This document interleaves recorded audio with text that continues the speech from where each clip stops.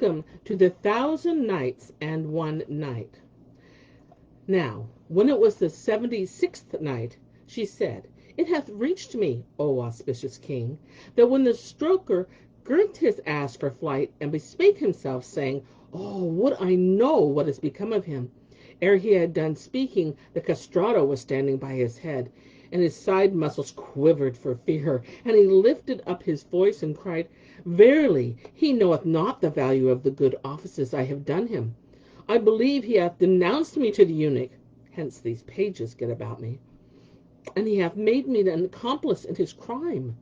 Then the effeminated one cried at him, saying, Who was it recited the verses? O liar, why didst thou say, I never repeated these couplets, nor do I know who repeated them, when it was thy companion? But now I will not leave thee between this place and Baghdad, and what betideth thy comrade shall betide thee. Quoth the fireman, What I feared hath befallen me, and repeated this couplet. 'Twas as I feared the coming ills discerning, but unto Allah we all are returning. Then the eunuch cried upon the pages, saying, Take him off the ass. So they carried him along with the caravan, surrounded by the pages, as the white contains the black of the eye. And the castrato said to him, If a hair of him be lost, you will be lost with it. And he bade them privily treat him with honor, and not humiliate him. But when the stoker saw himself beset by the pages, he despaired of his life, and turning to the eunuch, said to him, O chief, I am neither this youth's brother, nor am I akin to him, nor is he sib to me, but I was a fireman and a hemman, and found him cast out in his sickness on the dung heap. Then the caravan fared on, and the stoker wept, and imagined in himself 1,000 things, whilst the eunuch walked by his side, and told him nothing, but said to him, Thou disturbest our mistress by reciting verses, thou and this youth. Fear nothing for thyself. And he kept laughing at him the whole while to himself. Whenever the caravan halted, they served him with food, and he and the castrato ate from one dish. Then the eunuch bade his lads bring a gugglet of sugared sherbet, and after drinking it himself, gave it to the fireman, who drank, but all the while his tears never dried, out of fear for his life, and grief for his separation from Zau al-Makan, and for what had befallen them in this strangerhood.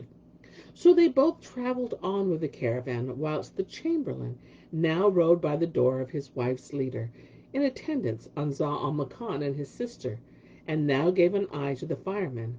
And Nuzhat al-Zaman and her brother occupied themselves with converse and mutual condolence, and they ceased not after this fashion till they came within 3 days' journey from Baghdad. Here they alighted at eventime, and rested till the morning morrowed. And as they awoke, and they were about to load the beasts, behold, there appeared afar off a great cloud of dust, that darkened the firmament till it became black as gloomous night. Thereupon the chamberlain cried out to them, Stay, and your loading delay. Then mounting with his Mamelukes, rode forward to the direction of the dust cloud.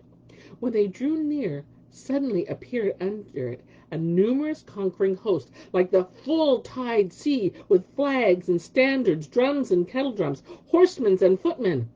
The chamberlain marvelled at this, and when the troops saw him, they detached itself from amongst them a plump of 500 cavaliers, who fell upon him and his suite, and surrounded them 5 for 1. Whereupon said he to them, What is the manner, and what are these troops, and that ye do this with us? Asked they, Who art thou, and whence comest thou, and whither art thou bound? And he answered, I am the chamberlain of the Emir of Damascus, King Sharrkan, son of Omar bin al-Nu-uman, lord of Baghdad and the land of Khorasan, and I bring tribute and presents from him to his father in Baghdad. When the horsemen heard his words, they let their head-kerchiefs fall over their faces, and wept, saying, In very sooth, King Omar is dead, and he died but from poison. So fare you forwards. No harm shall befall you till you join his Grand Wazir Dandan.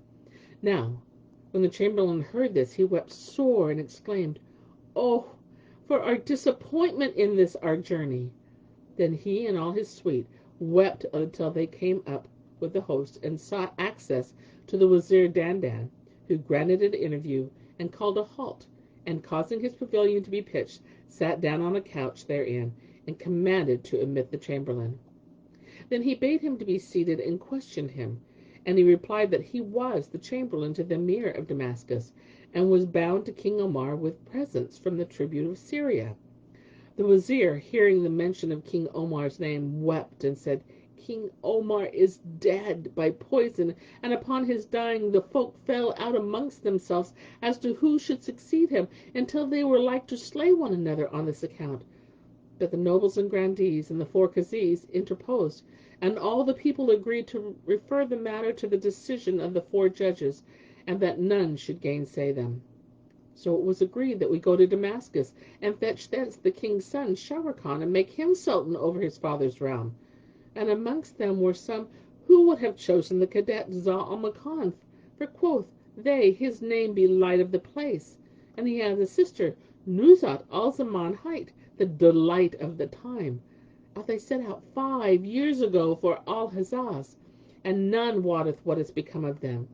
When the chamberlain heard this, he knew that his wife had told him the truth of her adventures, and he grieved with sore grief for the death of King Omar, albeit he joyed with exceeding joy, especially at the arrival of Zau al-Makan, for that he would now become Sultan of Baghdad in his father's stead. And Shahrazad perceived the dawn of the day, and ceased saying her permitted say.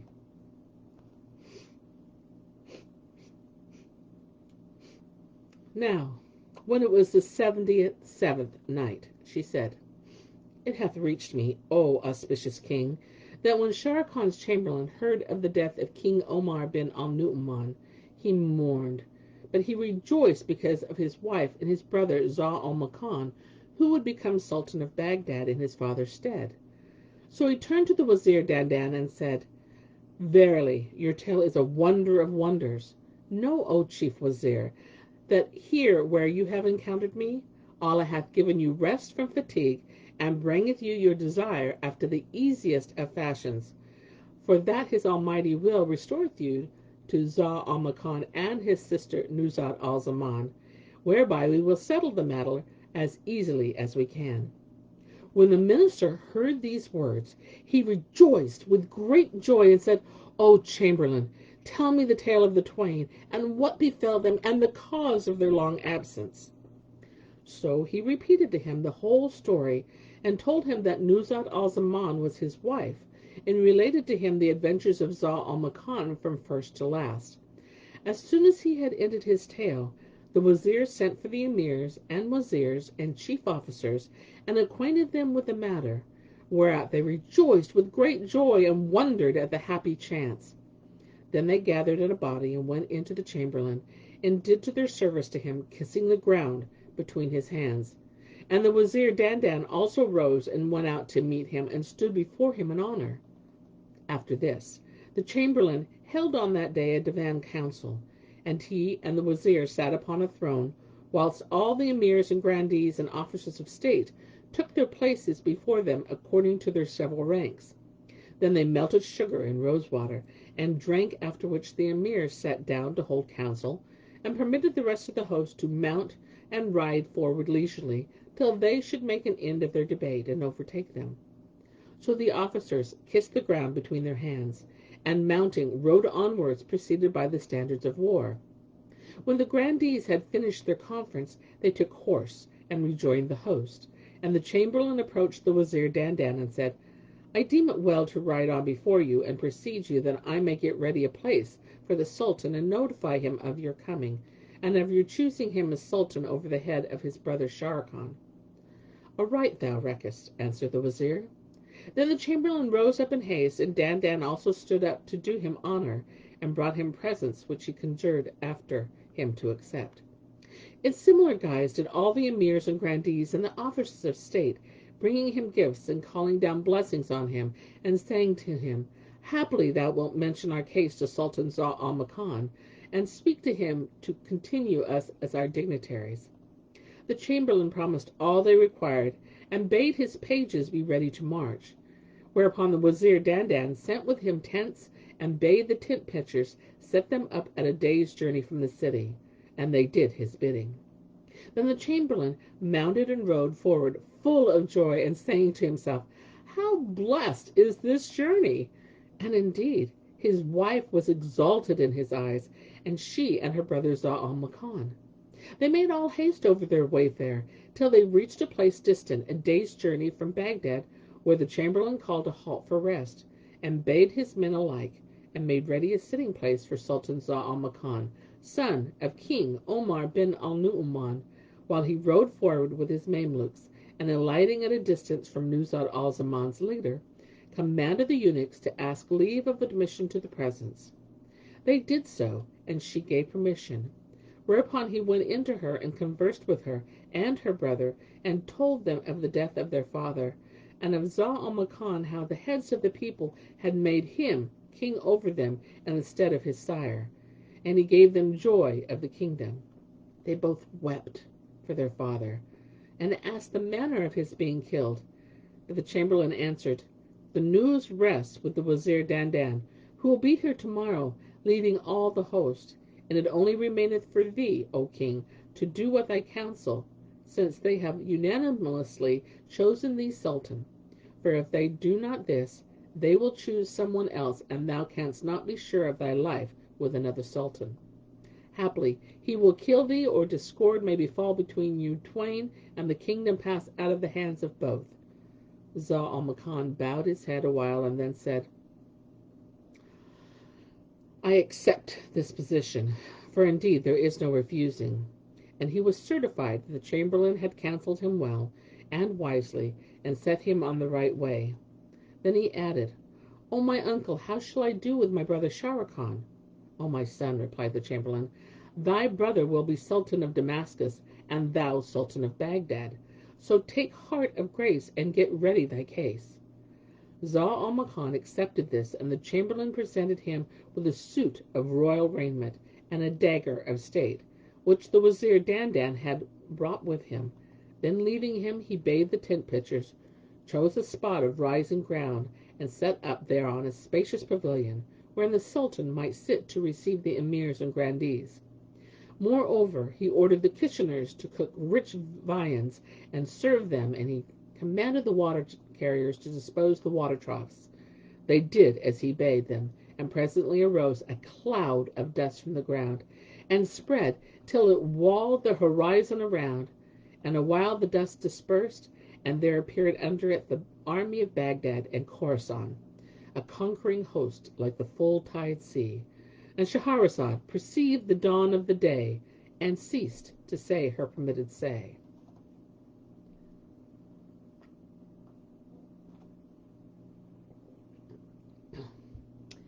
Now, when it was the 78th night, she said, "It hath reached me, O auspicious king, that when the chamberlain bade the tent pitchers set up a pavilion spacious enough to receive the subjects flocking to their sultan, they planted a splendid shamanah befitting kings.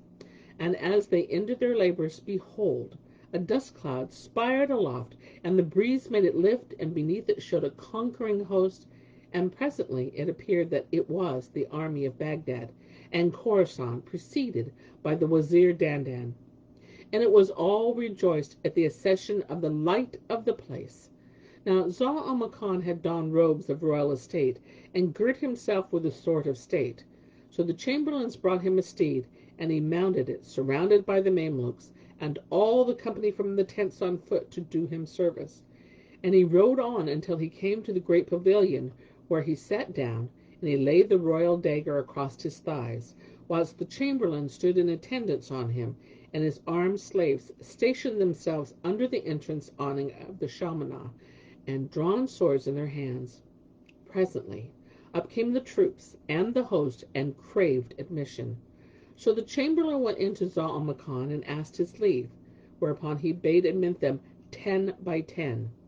The chamberlain acquainted them with the king's commands, to which they replied, "We hear and we obey." And all drew up before the pavilion entrance. Then he took 10 of them and carried them through the vestibule into the presence of Sultan Zau al-Makan, whom when they saw, they were awed. But he received them with most gracious kindness and promised them all good. So they gave him joy of his safe return, and invoked Allah's blessings upon him, after which they took the oath of fealty, never to gainsay him in aught, and they kissed ground before him and withdrew. Then other 10 entered, and he treated them as he had entreated the others, and they ceased not to enter 10 by 10, till none was left but the Wazir Dandan. Lastly, the minister went in and kissed the ground before Zau al-Makan, who rose to meet him, saying, "Welcome, O Wazir and Sire sans peer. Verily, thine acts are those of a counselor right dear, and judgment and foreseeing clear are in the hands of the subtle of Lear." Then bade he the chamberlain forthwith go out and cause the tables to be spread, and order all the troops thereto. So he came, and he ate and he drank. Moreover, the Sultan commanded his Wazir Dandan call a 10 days' halt of the army, that he might be private with him, and learn from him how and wherefore his father had been slain. The Wazir obeyed the commandments of the Sultan with submission, and wished him eternity in glory, and said, "This needs be."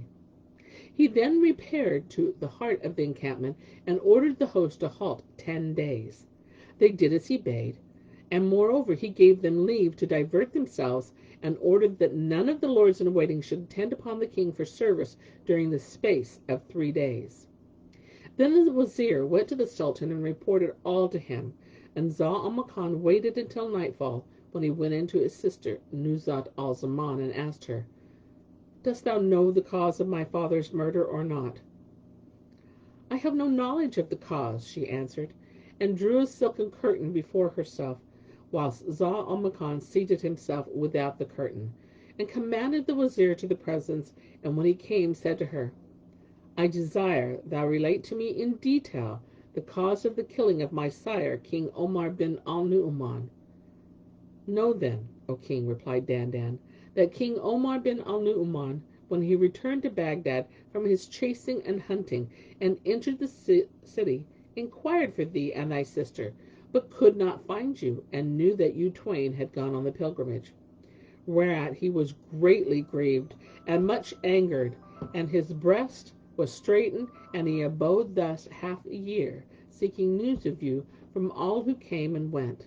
But none could give him any tidings. Now, while we were in attendance upon him one day, after a whole year had sped since you were lost to his sight, lo, there came to us an ancient dame with signs of being a devotee, accompanied by 5 damsels, high-bosomed virgins like moons, endowed with such beauty and loveliness as tongue faileth to describe, and to crown their perfection of comeliness, they could read the Koran, and were versed in various kinds of learning, and in the histories of bygone peoples, that when the old woman sought attendance of the king, and he bade admit her, whereupon she entered the presence, and kissed the ground between his hands. I was then sitting by his side, and he, seeing in her the signs of asceticism and devotism, made her draw near and take a seat hard by him. And when she had sat down, she addressed him and said, "Know, O king, that with me are 5 damsels, whose like no king among the king possesseth, for they are endowed with wit and beauty and loveliness and perfection. They read the Koran and the traditions, and are skilled in all manners of learning, and in the history of bygone races. They stand here between thy hands to do thee service, O king of the age, and it is by trial that folk are prized or despised." Thy father pleased him, so he said to them, "Let each and every one of you make me hear something of your knowing of ancient history, of the folk of yore, and of peoples long gone." And Shahrazad perceived the dawn of the day, and ceased saying her permitted say. And thus end my tale for the day, until it be morrow.